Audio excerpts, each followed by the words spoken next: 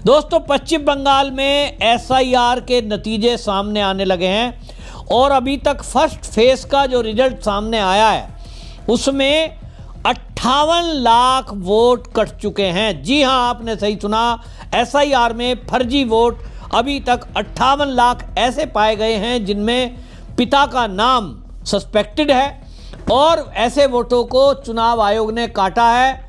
अभी हालांकि final list आने में देर है, लेकिन चुनाव आयोग ने जो चीज़ें सामने रखी हैं उससे पता लग रहा है कि बंगाल में चुनाव की लिस्ट में भारी गड़बड़ियां हैं। जिस तरह से ये फर्स्ट फेज का रिजल्ट सामने आया है, इसको अगर देखते हुए बात करें तो अंदाज़ा लगाया जा रहा है कि अभी तक के जो एसआईआर के फॉर्म कलेक्ट हुए हैं और जो उनको डिजिटलाइजेशन किया गया है, उस डिजिटल डाटा से ये बात पता लगा है कि अभी तक 1.6 करोड़ यानी 1 करोड़ 60 लाख ऐसे फार्म हैं जिस पर इलेक्शन कमीशन ने ये पाया है कि उनमें भारी गड़बड़ी है। एक ही व्यक्ति का पिता का नाम कुछ और है, बेटे का नाम कुछ और है और 2003 की लिस्ट से अगर मिलान करते हैं तब ये लग रहा है कि जानबूझ के, जैसा मैंने पहले भी उदाहरण दिया था, उदाहरण के लिए आपको कि एक सलीम है और वो सलीम की डेथ हो चुकी है, 2003 की सूची में एपिक नंबर में उसका नाम दर्ज है, उसी के नाम पे 50 नाम ऐड कर दिए और 50 औलाद किसी की एक, मतलब ऐसा होता है, हो नहीं सकता, जिनकी डेट ऑफ बर्थ भी आसपास की ही दिखाई गई है। इसमें इस तरह के खुलासे हुए हैं और इसीलिए वो डाउटफुल डाटा में है और इसीलिए चुनाव आयोग उनकी ये जांच कराएगा कि ये एंट्री किसने की है। निश्चित रूप से जो एंट्री करने वाले हैं उन्होंने गड़बड़ी की है, क्योंकि एपिक नंबर अगर किसी और का इस्तेमाल कर रहे हो और किसी फैमिली दूसरी का उसके रेफरेंस से आप वोटर लिस्ट में नाम ऐड कराने की कोशिश करते हो तो ये बीएलओ और उसके अलावा एंट्री करने वाला बंदा, दोनों की किसी की मिलीभगत हो सकती है।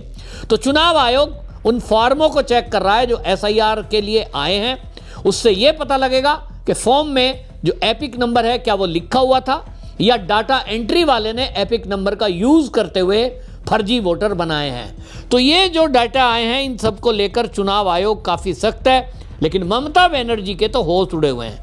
ममता बनर्जी आपने देखा ही है, उनको धमकी देने वाला नज़रिया और बातचीत और वो सारा कुछ वो जो कर रही हैं, उनको समझ में आ रहा है कि भैया ये जो होगा इस सब में सत्ता तो जा रही है और इसीलिए ये सब जो है जैसे ही नाम कटे तो बौखलाहट सामने आने लगी है।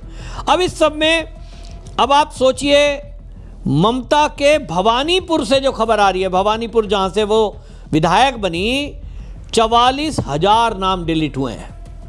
उनके जीत का अंतर अब पहले से पहले ही कम होने वाला है, 1-1.5 लाख वोटों से वो जीत गई, लेकिन अब 44,000 अगर वोट कटते हैं, 44,787 वोटरों का नाम अब हटा दिया गया है। ये जो जनवरी 2025 की लिस्ट है, इसमें शुभेंदु अधिकारी नंदीग्राम सीट से आपको पता ही है वहाँ से चुनाव लड़े थे, वहाँ 10,599 नाम हटाए गए हैं। यहाँ एसआईआर से पहले 2 करोड़ और 78,212 ये 2,78,212 वोटर थे, अब उसमें से 10,599 हटा दिए गए हैं। जिलेवार अगर बात करूं, 24 परगना सबसे ऊपर है, यहाँ 8,16,000 से ज़्यादा वोटरों के नाम हटाए गए हैं। यहाँ ये जो इलाका है अभिषेक बनर्जी का गढ़ माना जाता है और आपको ये ध्यान होगा, ये जो डायमंड हार्बर सीट है, डायमंड हार्बर सीट से पिछली लोकसभा चुनाव में 7 लाख से ज़्यादा वोटों के अंतर से इन्होंने जीत हासिल की थी। तो दूसरी तरफ आपको बताएं, बंगाल के जो इस मामले में को इंचार्ज हैं और अमित मालवीय जो आईटी सेल के हेड हैं, उन्होंने बताया कि देखिए ये जो पहला फेज़ का रिजल्ट आया है, ये अभी पहला फेज़ का रिजल्ट है। अभी अंदाज़ा है कि इस सब में अभी और नाम कटेंगे। कोलकाता से 74 नाम हटे हैं, 74,000। इसी तरह राज्य की 294 असेंबली एरिया में सबसे ज़्यादा नाम कोलकाता के चौरंगी और कोलकाता पोर्ट जैसे क्षेत्र में कटे हैं। चौरंगी विधानसभा क्षेत्र जो है वहाँ 74,553 नाम हटे हैं। ये टीएमसी के जो एमएलए हैं नैना बट्टोपाध्याय उनका क्षेत्र है। कोलकाता पोर्ट से 63,000 नाम हटे हैं। ये फराद हाकिम का एरिया है। और इस तरह से आप देखेंगे जहाँ जहाँ धुरंधर टीएमसी के ममता बनर्जी के राइट और लेफ्ट हैंड है वो उनकी वोट घटी हैं। ड्राफ्ट रोल 16 दिसंबर को पब्लिश होना है, कुछ ही दिन बचे हैं और उसके बाद आप देखेंगे ममता बनर्जी बौखलाएंगी। जिस तरह से नाम कटने की खबरें आ रही हैं अभी उसी से ममता बनर्जी पहले से तैयारी कर रही हैं। हम नाम नहीं कटने देंगे, किसी को बाहर नहीं जाने देंगे, कोई नाम तुम्हारा हटा नहीं सकता, ये सब इस तरह की बातें बोलती जा रही हैं। यहाँ तक कि धमकी तक देने की बात आ गई। लेकिन अब जैसे मैंने कहा ड्राफ्ट लिस्ट तैयार हो रही है, 16 दिसंबर को ड्राफ्ट लिस्ट आ जाएगी और इस लिस्ट के आने के बाद जो मैंने बताया 1,65,00,000 मतदाताओं के फार्म में जो गड़बड़ी पाई गई है, माता पिता के नाम एक ही हैं कई मामलों में, कई में पिता की उम्र बेटे से कम है। अब इस तरह की जो गड़बड़ी है उसको जांच की जाएगी। इन सब के अनुसार गड़बड़ी अगर पकड़ी गई और वो वोट कैंसिल होते हैं तो 1,67,45,911 फार्म ऐसे हैं जिसमें गड़बड़ी पाई गई है। यानी कहीं ना कहीं जो टीएमसी के कार्यकर्ता बीएलओ पर दबाव बना रहे थे, एंट्री में अपनी भर्ती चाह रहे थे कि साहब हमारी भर्ती करा दो, हमारे कार्यकर्ता रहेंगे, ये सब अब पोल पट्टी खुल रही है कि आखिरकार ममता बनर्जी अपनी जो डाटा एंट्री करने वाले लोग हैं उनकी भर्ती क्यों करवा रही थी, क्यों चाहती थी कि जो चुनाव आयोग की तरफ से जो नाम है वो ना आए। इस तरह की बातें जो चल रही है अब समझ में आ रहा है। इलेक्शन कमीशन ने साफ कर दिया है कि ऐसे लोगों के खिलाफ बहुत सख्त कार्रवाई की जाएगी, उनके खिलाफ एफआईआर भी दर्ज की जाएगी, उनकी नौकरी तो जाना तय ही मान लीजिए। 85 लाख वोटर ऐसे हैं पिता के नाम में गड़बड़ी सामने आई है। 13.5 लाख वोटरों के माता पिता एक ही हैं। आप ऐसा हो सकता है क्या कि एक ही व्यक्ति के नाम पर 13 लाख संतान?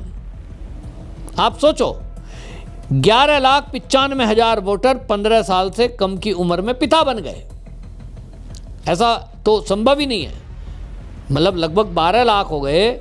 12 लाख वोटर के जो पिता हैं वो 15 साल की उम्र से पहले, मतलब उनका नाम लिख दिया, एपिक नंबर लिख दिया, अब उनकी एज चेक करी जा रही है आधार कार्ड में तो पता चल रहा है। तो ये सब चीज़ें जो खुलकर आई हैं इससे एक बात बिल्कुल साफ है कि ममता बनर्जी के शय पर ये सब गड़बड़ी कराई गई है और अब इसी वजह से सत्ता बिल्कुल जाने वाली है और चुनाव आयोग का सख्त एक्शन होने वाला है। चुनाव आयोग निश्चित रूप से जो ये कर्मचारी हैं, अब जब इन पर एक्शन होगा तो असलियत खोलेंगे कि जो बीएलओ दबाव की बात कर रहे थे, जो बीएलओ आत्महत्या कर रहे थे, आखिर वजह क्या थी। मैंने आपको पहले ही बताया टीएमसी के जो कार्यकर्ता हैं वो उनके ऊपर दबाव बना रहे थे कि आप एंट्री करो हमारे हिसाब से। बीएलओ अपने हिसाब से चल रहा था और ये संभव होता नहीं है। जब राज्य में चुनाव किसी की सरकार होती है अपने हिसाब से चलते हैं, सरकार का दबाव रहता ही रहता है। और इसीलिए ये जो एसआईआर की प्रक्रिया है इसमें होना ही ये चाहिए कि वो भाई अब काम चलेगा नहीं। पूरे देश में हमारी 140 करोड़ से अधिक आबादी है। चुनाव आयोग को अपना स्टाफ रखना चाहिए और लोकल स्टाफ रहे एड्रेस बताने के लिए, घर से निकालने के लिए, हेल्प करने के लिए, सहायक के रूप में।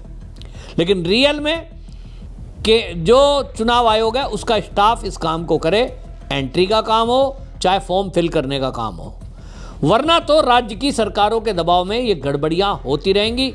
अब चुनाव आयोग का एक्शन होने जा रहा है, दूसरी तरफ वोटर लिस्ट फाइनल आने वाली है, उसके बाद आप देखना ममता बनर्जी कैसा रिएक्शन करती है, देखने की बात होगी। इतना तय है ममता बनर्जी निश्चित रूप से, मैं आपको बता रहा हूँ, इस बार आपको सफाया होता हुआ बंगाल में दिखाई देगा। तीसरे नंबर की पार्टी टीएमसी बंगाल में आपको बनती हुई दिखाई देगी। मेरी बात नोट कर लो। आपकी क्या राय है कमेंट लिखें। वीडियो शेयर करें। वंदे मातरम।